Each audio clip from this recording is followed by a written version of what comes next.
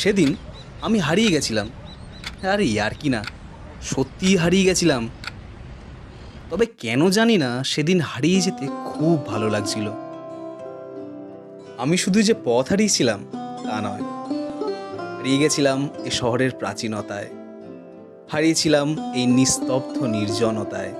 প্রতিটা অলিগলির নতুন রূপ আমাকে বারবার মুগ্ধ করছিল। পুরনো বাড়িগুলো যেন আমার আবেগকে নতুন করে সঞ্চার করছিল। আচ্ছা, এই বাড়িগুলো আর কতদিন এভাবে থাকবে? এদের তো অনেক বয়স হয়েছে, সময়ের সাথে সাথে ক্ষয় ধরতে শুরু করেছে।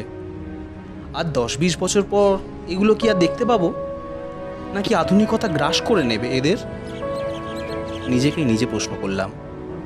তারপর মনে হলো, কিছু সময় হাফ লিখে তারপর বাকি হাফ গুগলের ভরসায় ছেড়ে দেওয়া যেমন অভ্যেস হয়ে গেছে, কচুরির সাথে আলুর দম কিংবা গরম ভাতের সাথে মাছ ভাজা যেমন অভ্যেস হয়ে গেছে, ঠিক তেমনই এই পুরনো বাড়িগুলো এই শহরের অভ্যেস হয়ে গেছে। তবে জানি না এই অভ্যেস কতদিন থাকবে, কারণ অভ্যেসও তো বদলে যায়। কাকা, গঙ্গার ঘাটটা কোন দিকে?